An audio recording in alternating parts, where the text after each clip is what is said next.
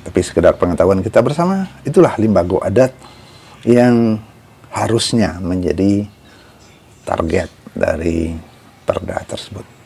Terima kasih, kita jumpa dalam kesempatan yang lain. Assalamualaikum warahmatullahi wabarakatuh.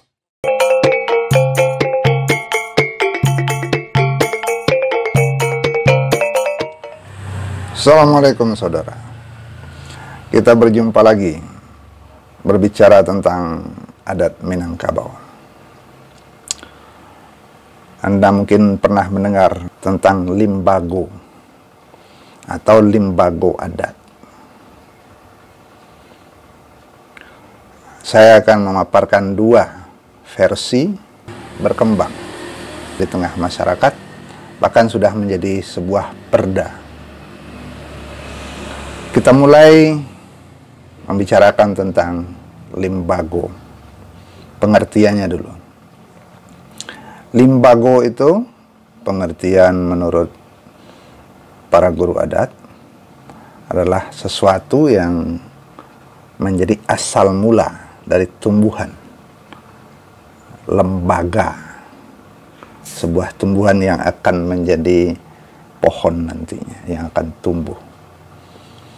Maka dikatakanlah bahwa limbago itulah yang menumbuhkan adat.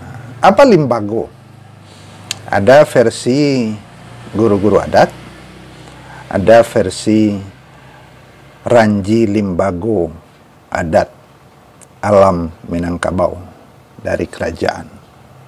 Kita mulai dari versi guru adat, bahwa yang dikatakan limbago itu adalah nan sakundi kundinyo, nan sapatiang tali bajak, nan gano dua baleh taya, cupak nan dua baleh taya, gantang nan kurang 250. Oh ya, satu gantang tu 4 cupak ya.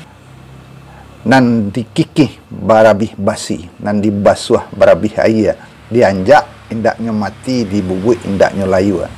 Artinya limbago adat itu akan bertahan terus, tidak akan habis oleh air, tidak akan habis walaupun dikikis dengan besi, begitu kuatnya. Saudara, limbago itu ada 10. Limbago nan 10. Apa itu? Cupak nan 2, undang nan 4, kato nan 4. Jadi 2 tambah 4 tambah 4 jadi 10. Maka disebut limbago nan 10. Kita mulai dari cupak usali.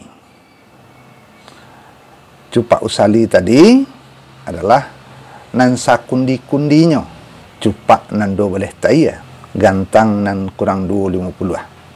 Artinya yang tepat, tidak boleh kurang. Apa yang cupak nan usali itu? Cupak nan usali itu adalah limbago adat yang sudah disusun sejak awal oleh nenek moyang dan dituturkan dalam bentuk undang-undang dan kato pusako. Mana undang-undang dan kato pusako itu yang kita temui dalam Tambo Minangkabau. Nah, ada 4 undang cupak usali itu. Yang pertama, undang-undang luha, undang tantang nagari, undang isi nagari, dan undang 20. Ini sudah kita bahas dalam video lain secara detail. Kemudian ada kato nanampe. Nah, dalam kato nanampe ini, 1 disebut cupak usali, 3 disebut cupak buatan. Cupak usali itu kato pusako. Apa bentuknya?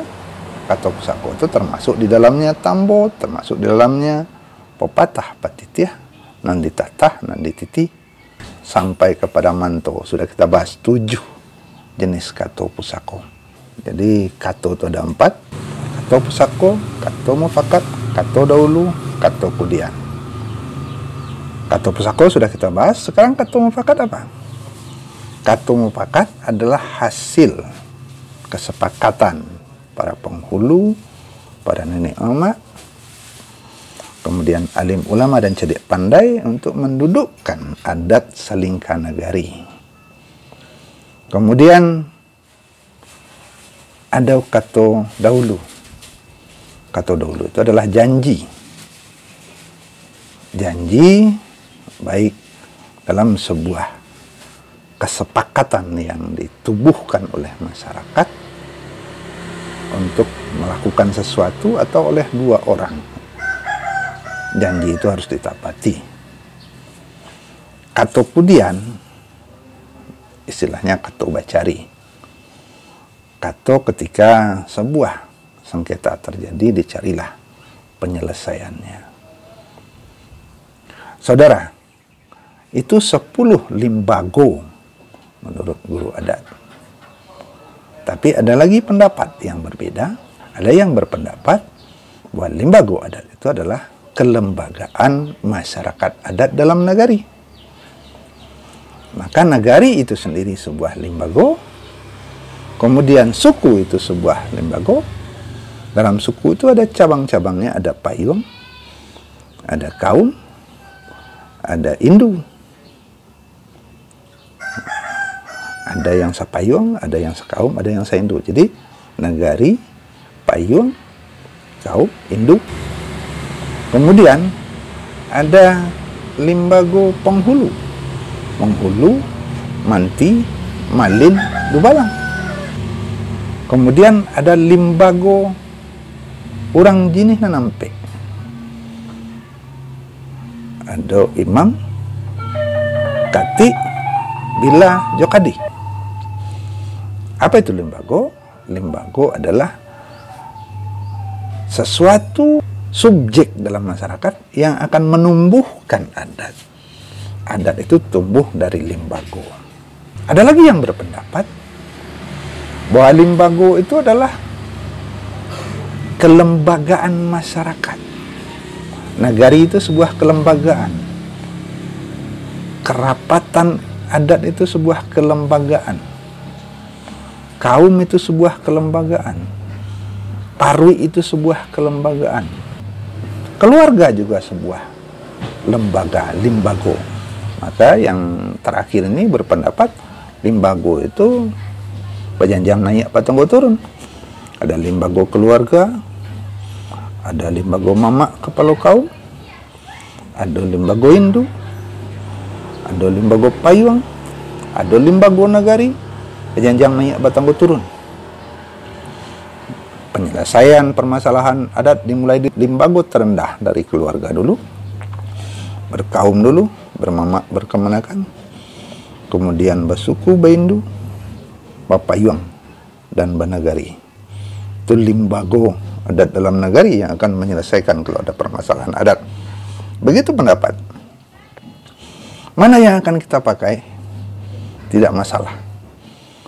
Intinya adalah limbago adat adalah sesuatu subjek di dalam masyarakat yang diharapkan akan menjadi sumber tumbuhnya adat.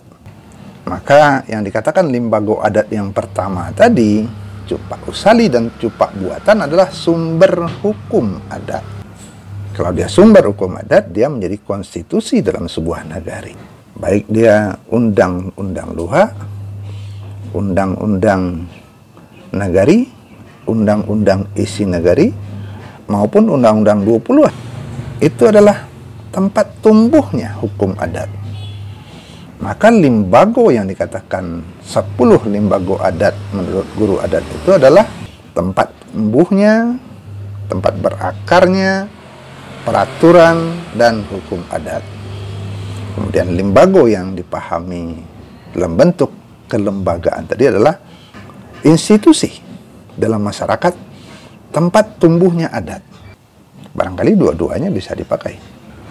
Kemudian ada limbago dalam ranji adat kerajaan. Itu mulai dari Raja Tigoselo, Raja Adat, Raja Ibadat, dan Raja Alam. Atau ditinggikan Raja Alam dulu, Raja Adat, Raja Ibadat, kemudian ada basa sampai balai, ada langgam nan tujuh, dan seterusnya sampai kepada limbago kerajaan-kerajaan Sapiah Balahan, Kuduang Karatan.